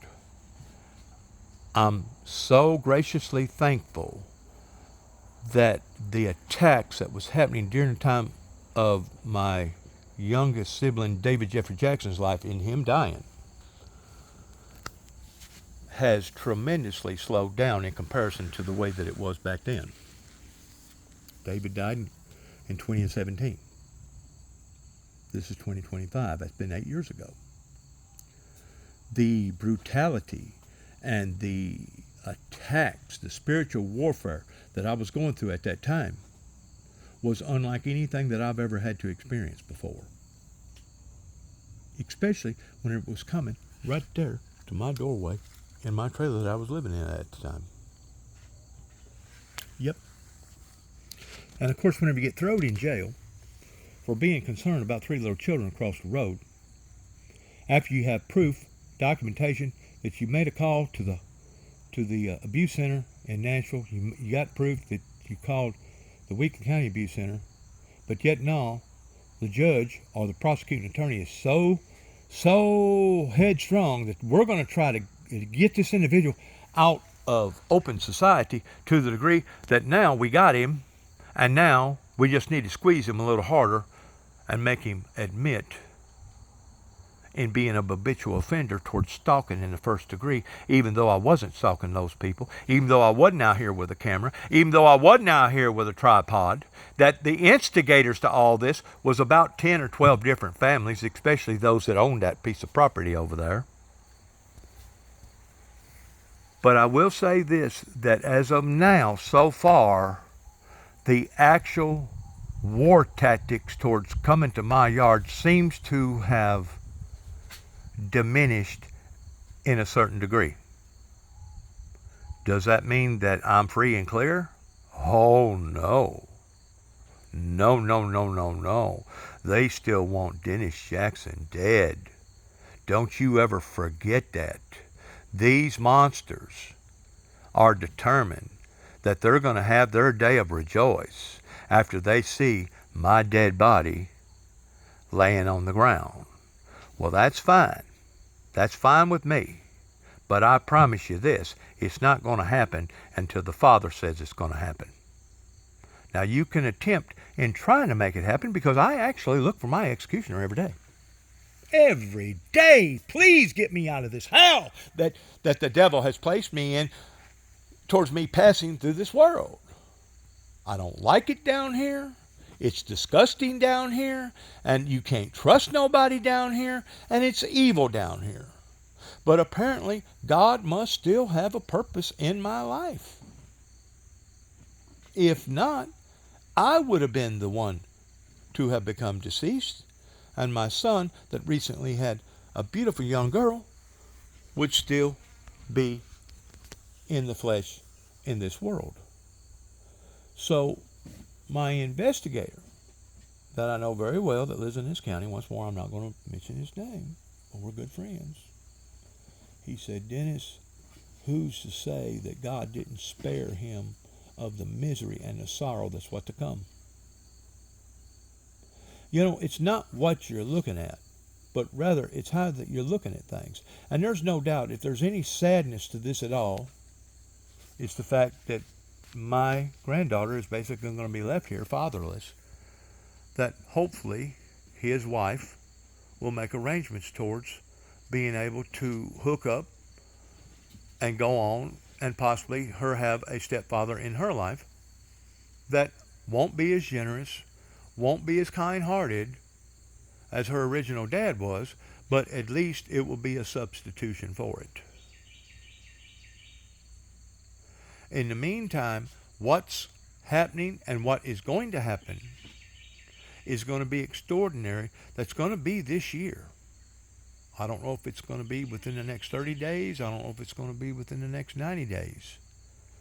But according to the clock that is ticking, and according to what I'm observing towards this rebellion, that as far as I'm concerned, proof is in the pudding, I'm still seeing a rebellion towards people either not liking me or not wanting to support me or not willing to do the proper things in the brotherhood and sisterhood towards at least coming by and saying, hey, Dennis, we feel for you, man. We feel for your loss, man. You're in our prayers. Is there anything we can do for you? I mean, the day that I found out about my son's death, I called this investigator at 3:30 in the morning after I got my telephone call at 3 o'clock to give you any kind of idea towards who, at that point in time, I was relying upon. And as I told him last night while we had a little campfire going, discussing in the middle of the stars, because it was a very cool night last night, and I think it's supposed to be even cooler night tonight, I think. I told him, I said, you know, the best that I can hope for at this point in time, that if you fall into the same type of burden that what I have of a family member, I just hope that I'll be as strong for you as you have been for me. Now, whenever it comes to being a team player, I feel like that I've been an excellent team player to the degree that you won't hear me back up. You won't hear me repent and tell people, well, all this stuff was just my imagination. I've just given in to the fact that I got a mental illness and I'm just going to accept it. Well, as far as I'm concerned, Satan, you can go straight to hell where you come from, because you are a liar and the father of a liar. And you have got these people deceived to the point that they don't know their heads, they basically don't know their butts from a hole in the ground. And now they don't know who to trust or who not to trust. And that's not just on a every blue moon scenario, but it's gotten to the point that it's almost every day. It's almost every day you hear stuff or see stuff, because it used to be years ago you only believed half of what you've seen and don't believe nothing that you hear. Well, today, with this supernatural force going on like it is, with Satan coming down, with AI and artificial intelligence and everything, it's got to the point now you'd be best not only to not believe what you're hearing, but don't believe what you see. Unless you know for a fact that you know, you might want to just let it slide off your back like a duck that repels water. Because I've never seen a society today that is so dim-witted, that is so puzzled, that is so deceived, that is so misguided, of not knowing heads from tails, not knowing north from south. I've never seen the churches so separated pertaining to the divisions that's going on. And I, the whole time, from day one, was trying to unite the church world. From day one. But you know who actually turned on Dennis James Juby Jackson? It wasn't the hobo. It wasn't the prostitute. It wasn't the drug dealer. It wasn't those that was already infested with disease towards being homeless and out here wandering around like zombies. Those wasn't the people that resisted the message. It was my own people. Just as Christ had already projected that in a prophet's home have no honor among his own members. Well, I can't make people do stuff that they're solely determined in not doing pertaining to supporting the founder of the Windmill Ministries. The only thing that I can do, as I've explained to others before, it's the same way with God. God's not going to make nobody be sincere in serving him out of loyalty. As a matter of fact, he'd rather you not even serve him at all if you can't put in that 100%. Okay? Talking about hot or cold. But what he can do, and what he will do, and what he is doing, he will make you regret that you didn't serve him. Now, the people that are in hearing distance of the things that I'm talking about, and they have heard me year after year after year after year, video link after video link after video link, regardless whether it was on social media in form of Facebook or whatever. These people that I'm talking about knows that they had an opportunity of helping, but chose not to. Chose absolutely not to. So whenever it comes to being judged of the things that you should have done versus the things that you didn't do, I promise you, various people that's within the sound of my voice regarding social media knows exactly who I'm talking about, beginning in a little town called Kenton, Tennessee.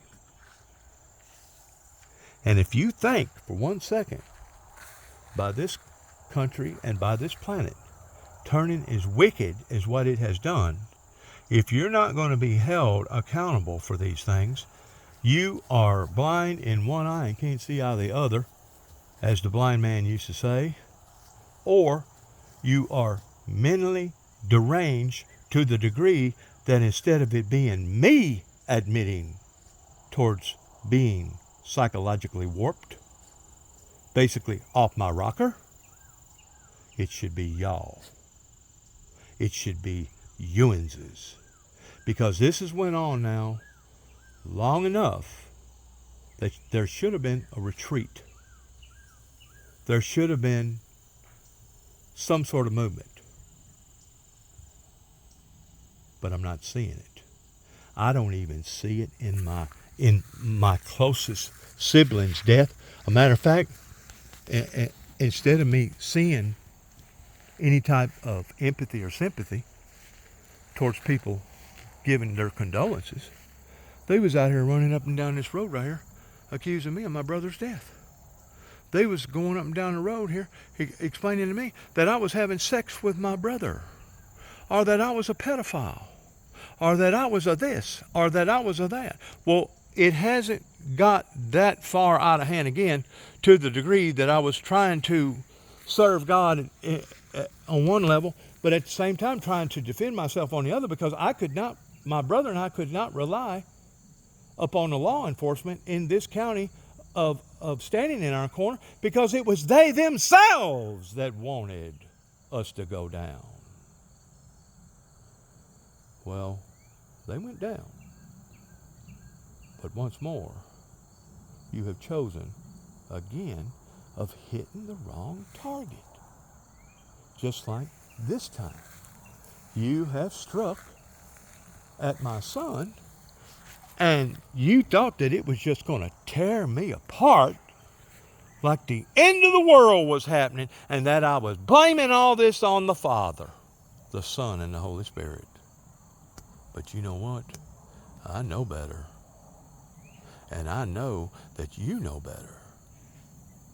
And for this trickery, for this type of demonic trickery to have been going on this long since I've come back here for the past 10 years, since 2014, has been an insult to our intelligence. Do you hear me, Wiccans? Do you hear me, you cold-hearted, you know what type of people? You lukewarm, fence-straddling people that say one thing out of one side of your mouths, but do something completely, totally different. Do you hear me? Because you may fool those around you to some degree. You may actually pull it off to some degree. As far as fooling people around you towards what you claim that you are.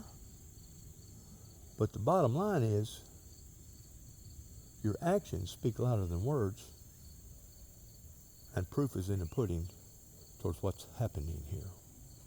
As I said, I've had 2 telephone calls. I've had a cousin on the Davis side, Dwayne Davis, that come down here, and me and him had a long talk while he was crying for about 3 hours, and he gave me some food.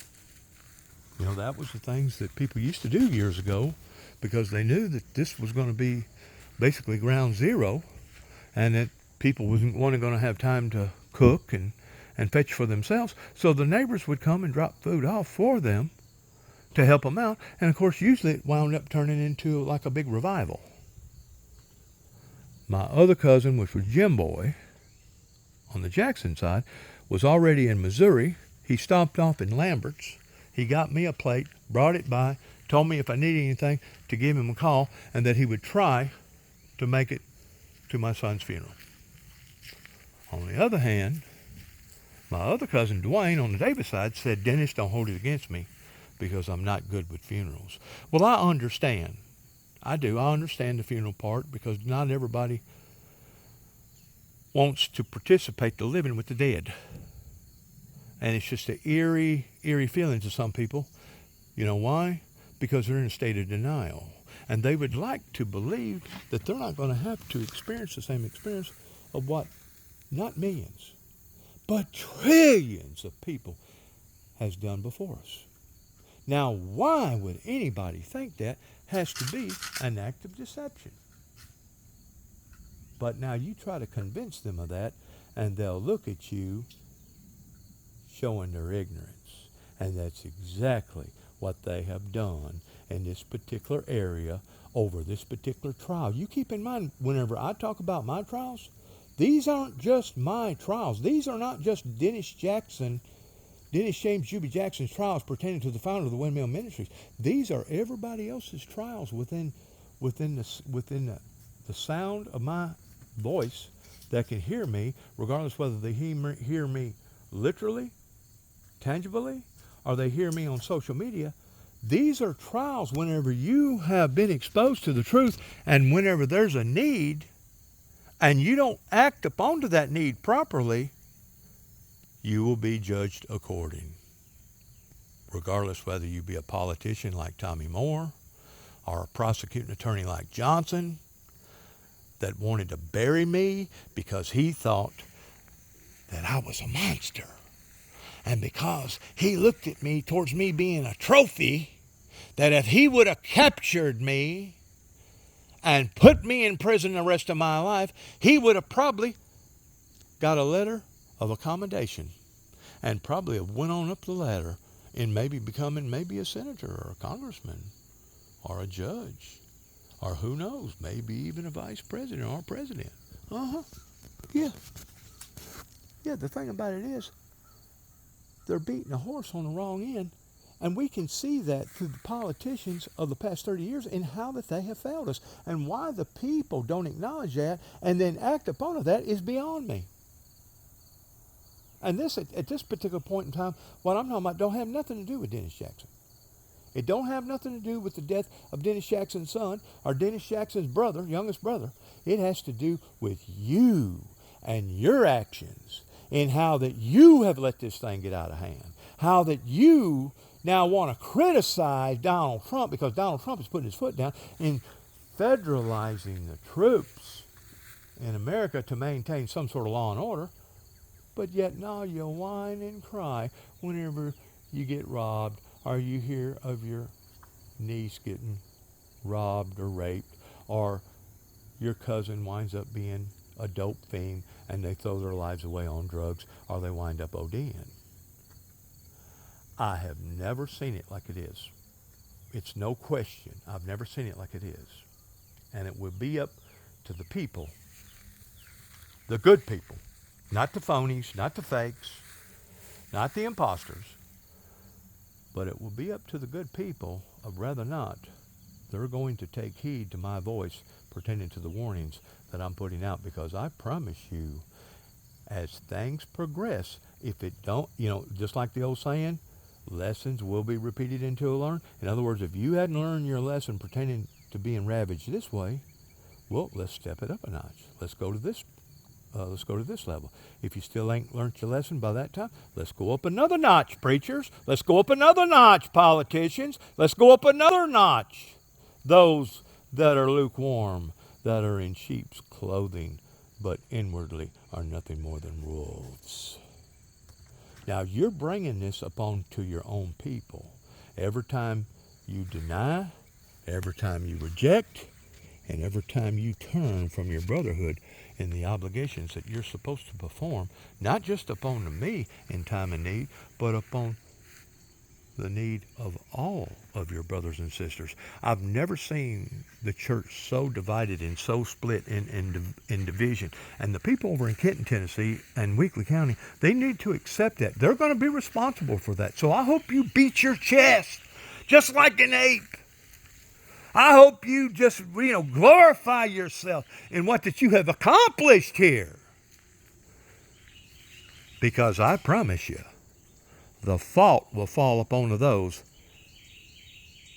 that was responsible for this. And if it doesn't happen in this lifetime, it'll happen in the lifetime to come. Now, you may be so deceived that you account yourself as having blessings because, I got money in the bank. I'm well taken care of. I had a good pension.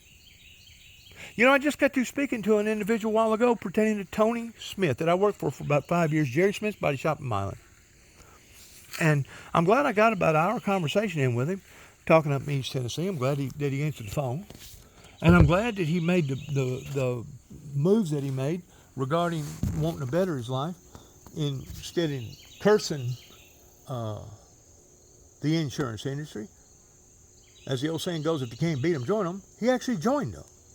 But he done fairly well. I mean, he got his feet wet here in West Tennessee, down around Milan and the surrounding areas, and then offered to go to East Tennessee because he had a daughter in college that was threatening towards quitting because she was so homesick. So rather than allowing for her to quit her schooling that she desperately needed, for her to come to him, they hooked up and went to her. And he has made a success out of his life up in East Tennessee. And he's been retired now for the past couple of years. And I commend him. I do, I commend him. But I asked him on the phone, do you really think that the same people, because it was him who come to me pertaining during the time that I was working for his dad, working side by side, turning wrenches, working on cars just like he was, that come at me with the rejection because he knowed that church right down below them had basically abandoned me because I come in there with a sign and they know what my message was. All these churches around here abandoned me. He was the one that basically said, well, that may be so pertaining to the end time events, pertaining to Revelations, and et cetera, but you don't have to feed it down my face. Well, maybe I don't have to feed it down your face, Tony Smith. And I wish you the best pertaining to your bank account being plentiful and everything that you have being paid for and you having a relationship with whoever that you want to have a relationship with, regardless whether it be your daughter, your wife, that it was basically us that helped to put them together to begin with, over in a little area called Loafer's Lounge down at Dyersburg during the time that I was working for Jerry Smith.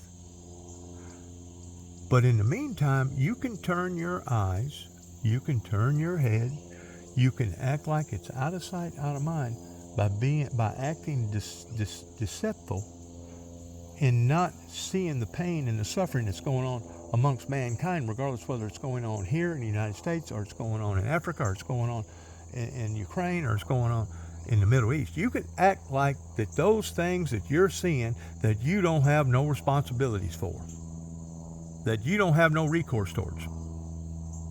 But I promise you one day, those same people like Tony Smith will give an account for every dime that they had that they could have used to glorify God to help people, but chose not to.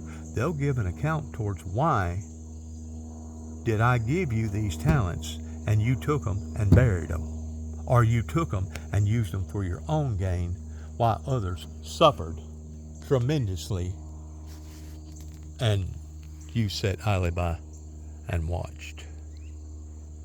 Now granted, Tony and me become good friends. And as far as I'm concerned, we're still good friends.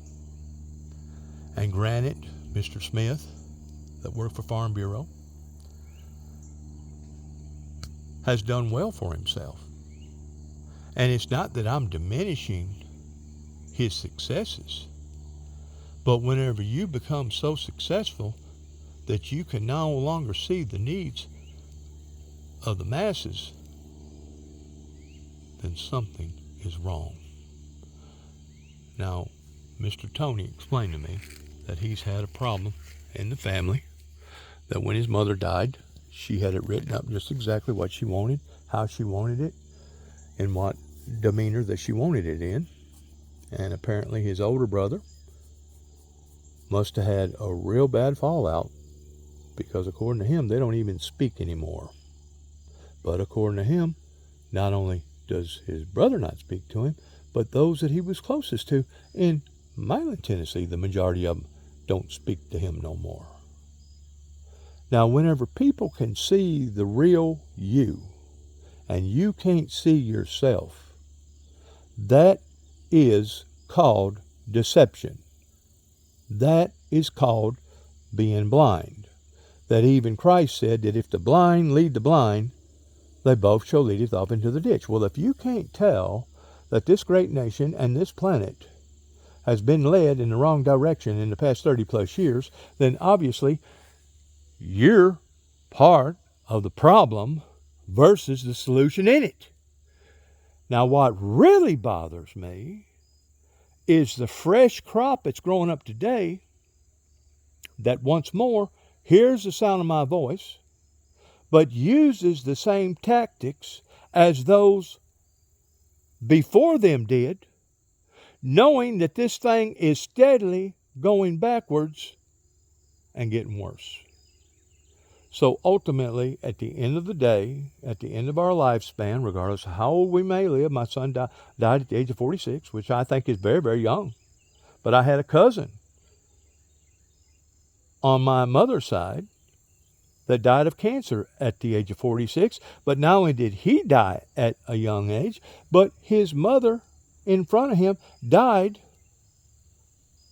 within about 6 months apart, to the point that my uncle on my mother's side, which is my mother's brother, which is 93, it's still living, up at Paris Landing, had to sit back and watch both of them flavorly go. Flavorly go against his will.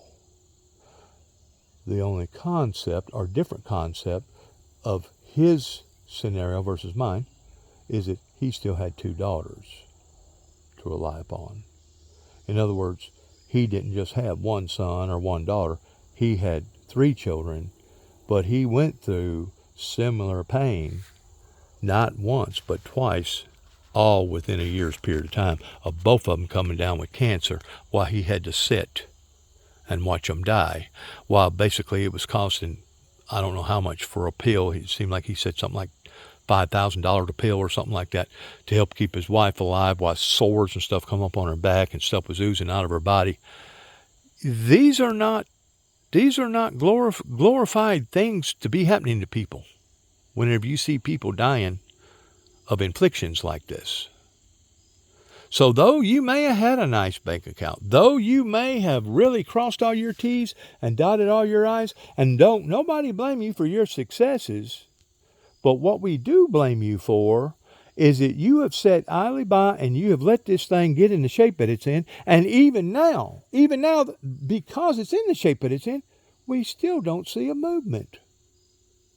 We still don't see a revival. We still don't see a revolution. So the best that I can do as I'm still living, now that my son's gone, and I know that I don't have that extra security pertaining to some sort of a safety shield or an ace in the hole per se, is to pray to the youth, because obviously the elderly has already done made their destinies. Though they may have big houses, though they may have big bank accounts, though they may have nice suits and etc. to wear, they don't realize that they are the problem rather than the solution to it. So the best that I can hope for is that the new crop that's coming up, the young ones, that they'll take and get enough of this bitterness, enough of this sorrow, enough misery, enough agony, and eventually they will start listening to me. And eventually they will take heed to the things that I'm teaching and telling them pertaining to the world flopping basically on its head and becoming a radical in some of the most worst ways imaginable. Good luck to all of us. God bless America. Those that have prayed, whenever I talk, I'm not putting everybody in one category because I know that everybody can't be bad. That's like saying that this person has been all bad. Regardless of how bad that a person has been, they can't be all bad. Regardless of how good that a person may have been, they can't be all good at the same time. We're all struggling for that moderate walk with God, because it says in the Bible that God has not found our works perfect yet. That's the reason why that he has hesitated. I'm going to use that word, hesitated, pertaining to these delay tactics and not coming back for a scrawny, scrimmily, puny, so-called church. Because whenever God the Father comes back, he's going to come back for a church that is looking and watching and waiting for his return. He's going to come back for the people that he loves and for the people that loves him. And in the meantime, while he's coming back for our rewards, he's going to be coming back for a penalty of those that wasn't watching and waiting and looking for his appearances, in basically glorifying God, as Christ said, to weep when they come into the world and to rejoice whenever they leave the world, pertaining to whether or not they had a relationship with the Father. And my son did. And I rejoice in that fact that, guess what? Guess what? His trials and tribulations is over with, while we're still stuck down here.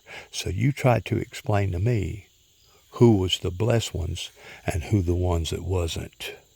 And it's not that we're not blessed. It's just that the Father has not yet called us to a new assignment. And that's why we're still living, breathing, and talking among the living. Now, if you want to usher up the millennium towards quickening up the global first resurrection, then my advice would be, my suggestion would be to draw closer unto him and to unite rather than being divided. And the more and more that we become closer to God, God will become closer to us, and he will heal our land. He will heal our rivers. He will heal our streams. He will heal our air. He will heal our trees. He will heal our oceans. He will heal the things that need to be healed, including ourselves. As we draw nigh unto him, he will draw nigh unto us. But if you want to continue to play these delay tactics and these games, get ready. Get ready for me. Get ready for me for you to hear me say, "Nani boo boo, I told you it was coming." Why? Because it's going to be just as a woman travailing with a child. The pains not only become intensively harder, but they even become closer. In other words, as we're seeing the construction of these natural catastrophes continue to bombard the earth, as far as I'm concerned, we're being ravaged by the devil. They're not only getting worse, but they're getting closer together. We're seeing more of them. Again and again and again. Lessons will be repeated until learned. Well, if you think that society is hard-headed, in which they are, you got another thought coming if you think that your hard-headedness is going to outdo the Heavenly Father's hard-headedness. Now keep in mind, God does not bring distress upon to a nation. He does not bring chastisement upon to people's lives because he hates them that we've been taught, but rather just the opposite. For as many, the Bible says, as I love, I will rebuke and chasten. My son has been called to a much better place. And because of it, I praise God every night, day, and every moment. Though I hate to give him up, it just gives me that much more of a reason to strive towards the righteousness of God, believing that one day I can hurry up and get up there where they're at. And I know the only way to do that is to be absent from the body, Paul said, is to be present with the Lord. So if you think that you're going to enter into the kingdom of God in this sinful, fleshly state pertaining to this carnal flesh, that's another delirious, delusional thought that obviously somebody has taught you that is very incorrect. Now I know in ending that the majority of people within a 25-mile area has discussed me, talked about me, and are very familiar with what's going on in my life. Once more, they can play dummy if they want to. You can plead insanity. You can plead the fifth. You can do what you've been doing in these delay tactics. But one day, the Father's going to knock on your door, and he's going to ask you the who, the what, the when, and the why. And I just pray to God, beginning in Kenton, Tennessee, that they'll have a good answer. God bless and shalom, and good luck to all of us. See ya. Jack, what are you doing? What are you doing, Jackie? You big old brute. You're just a brute. That's all you are. Say, Daddy, I ain't no brute. I'm just a good old boy. I'm just a good old boy that loves to play and eat and enjoy life. I will say this before I close, that my investigator that lives in Weakley County said, Dennis, I'm glad that God moved upon your heart of getting a companion as nice looking and as good looking and as fair minded as Jack. Because you know what? Right now I need Jack. I need Jack just like Jack needs me. And one hand helps rub the other. One hand helps support the other. And he knows that his survival is slim to none without me. And as of right now, I know that my survival is slim without him. Watch him go. Watch him go. Watch him. He loves running. He gets tied up. His joints must get stiff or something. I don't know. But he'll keep that up now for about 15 minutes. He'll run and run and run. Keep going. He loves his exercise. And then he'll finally slow down. Look at him. He's like a horse. He gets to running so fast that he can't stop. Kind of like that concrete truck that was 55,000 pounds. He get to running so fast he can't stop. He go to sliding. Jack. Jackie Smaggy. Oh, Jack. Jack. Where you found Jack? He's a sniffer. He loves to sniff. He was with me last night as we sat out and had a little bonfire underneath the stars and talked. Shalom.